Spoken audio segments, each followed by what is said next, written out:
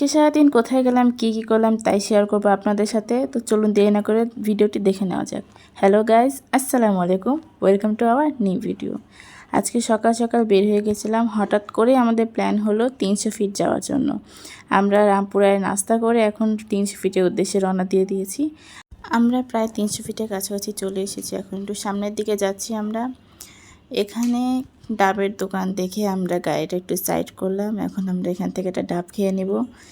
এখানে আমার বাবা ডাব কাটতেছে। আঙ্কেল বলল সে কেটে দিবে, কিন্তু বাবা বলল না, সে নিজেই কাটবে। এখন বাবা আমাদের জন্য ডাব কাটছে। বাবা আমার ভাইকে ভয় দেখাচ্ছিল যে তার গায়ে পানি মারবে। তারপর ডাব আর আঙ্কেলকে বলতেছিল যে তার গায়ে পানি মারবে, এরকম একটু দুষ্টামি করে নিল। অবশেষে ডাব কাটা শেষ হলো। এখন ডাবটা আমাদের দিচ্ছে। এই ডাবটা আমি আর আমার ভাই খাবো। এখনও নিয়ে নিয়েছে, এখনও নিয়ে আসছে। ওর হাত থেকে ডাবটা আমি নিয়ে নিলাম। এখন আমরা এই ডাবটা আমি আর ও মিলে খাবো। গাইস দেখুন, আমাদের ডাব খাওয়া শেষ। এখন আম্মু এখানে ডাব খাচ্ছে। এখানে আমার ভাই বসে আছে, ও হাই দিচ্ছে। এরপর আমাদের ডাব খাওয়া শেষ। আমরা এখন একটু সামনে একটু ঘুরে দেখব জায়গাটা। আমরা যেহেতু সকাল সকাল এসেছিলাম, সেজন্য সব দোকান বন্ধ ছিল। আমরা যেহেতু হুট করে চলে আসাতে সব দোকান বন্ধ পেয়েছিলাম। এখানে আসতে হয় বিকেলের পর। রাতে এখানকার দৃশ্যটা অনেকটাই ভালো লাগে। এখানে অনেক জমজমাট পরিবেশ থাকে। গাইস দেখুন, আকাশটা এত পরিমাণ সুন্দর লাগতেছিল। এক সাইডে রোদ ছিল, এক সাইডে মেঘ ছিল। আমার কাছে খুব ভালো লাগতেছিল। এরপর যেহেতু ফাঁকা রাস্তা ছিল, সেহেতু বাবা বলতেছিল যে তুমি একটু গাড়িটা চালাও। তো আমি যেহেতু প্রফেশনালভাবে গাড়ি চালাতে পারি না, সেহেতু একটু ফাঁকা রাস্তায় ট্রাই করতেছিলাম। একটু শিখতেছি আমি এখন। রাস্তায় কোনো গাড়ি ছিল না, এই জন্যই আমি গাড়ি চালাচ্ছিলাম। যদি থাকতো তাহলে আমি আর চালাতে পারতাম না। এখন আমি কিছুক্ষণ ড্রাইভ করতেছিলাম এখানে। এই গাইস দেখুন, এখানে আকাশটা আর এই জায়গাটা আমার কাছে এত পরিমাণ ভালো লাগতেছিল। একদমই ফাঁকা ছিল, নিরিবিলি জায়গা ছিল। মেঘটা দেখতে অসাধারণ লাগতেছিল, অনেক সুন্দর ছিল জায়গাটা, একদম ফাঁকা। এখানে আসলে আপনারা বুঝতে পারবেন এই জায়গাটা কতটা পরিমাণ সুন্দর ছিল। একটা মিষ্টির দোকান দেখলাম, এখানে গরম গরম মিষ্টি বানাচ্ছিল। বাবা বলল সেখানে সাইড করতে, সেখানে সাইড করে আমরা এখান থেকে একটু দই মিষ্টি খেয়ে নিয়েছিলাম।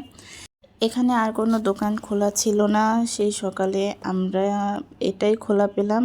এখানে আঙ্কেলটা চেয়ার দিচ্ছিল আমাদের বসার জন্য। আমরা বসে কিছুক্ষণ অপেক্ষা করলাম। এরপরে সামনে একটি নদী মতো ছিল, আম্মু বলল সেখানে যাবে। আমরা সেখানেই যাচ্ছিলাম সামনের নদীটা দেখার জন্য। আমরা সামনের দিকে চলে এসেছি, নদীটার কাছাকাছি। দেখুন, এটা এতটা পরিমাণ সুন্দর ছিল, আমার কাছে এতটা পরিমাণ ভালো লাগতেছিল। এই জায়গাটাতে অনেক বাতাস ছিল আর জায়গাটা অনেক নিরিবিলি, অনেক সুন্দর লাগতেছিল। আমরা এখানে অনেকক্ষণ বসেছিলাম। এখানে অনেক কদম ফুল গাছ ছিল। অনেক কষ্টের পর আমি 2টা কদম ফুল পেয়েছিলাম। দেখুন কত ফুলগুলো কতটা সুন্দর লাগতেছিল। আর এই জায়গাটার কথা নাই বললাম, এই জায়গাটা অনেক অনেক সুন্দর ছিল। আমার এখানে অনেকক্ষণ বসার পর আমরা লাঞ্চের জন্য চলে গিয়েছিলাম আমার বাসার সাইডে। আমরা অলরেডি ওখান থেকে বের হয়ে গেছি। গাছ দেখুন, আগের থেকে কতটা পরিমাণ মেঘ হয়েছিল আকাশে। আমরা চলে এসেছি আমাদের বাসার এইদিকে, এদিকে কেরানীগঞ্জ জনি টাওয়ারের 3 তলায় ফরেস্ট কুইজিন রেস্টুরেন্টে আমরা লাঞ্চ করার জন্য চলে এসেছি। আমরা 3 তলায় চলে এসেছি। আমরা এখন ভিতরে ঢুকবো। রেস্টুরেন্টটা অনেকটাই ভালো ছিল আর এখানে খাবারের টেস্টটাও ভালো ছিল। এখানে অনেকটা বড় না, আবার একদম ছোট তাও না, মোটামুটি ভালোই ছিল। সেই এক সাইডে অনেক মানুষ থাকে, আমি ভিডিও করতে পারিনি। আমরা এখন বসার জন্য সামনের দিকে এক কর্নারের সাইডে চলে গিয়েছিলাম। আমরা এখানে একটা সিট পেয়ে গিয়েছিলাম, এখন বসে পড়ছি এখানে। আমরা এখানে বসে মেনু কার্ড দেখে খাবার অর্ডার করে দিয়েছিলাম। আমাদের খাবার আসতে একটু লেট হয়েছিল, আমাদের খাবার চলে এসেছে।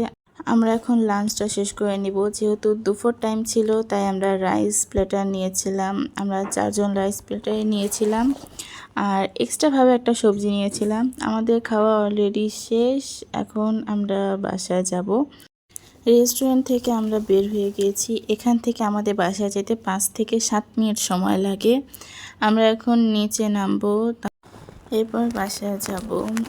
আজকে ভিডিওটা এই পর্যন্তই। আশা করি আপনাদের ভিডিওটা দেখে ভালো লাগলো। দেখা হবে নতুন কোনো ভিডিওটি দেখার জন্য ধন্যবাদ।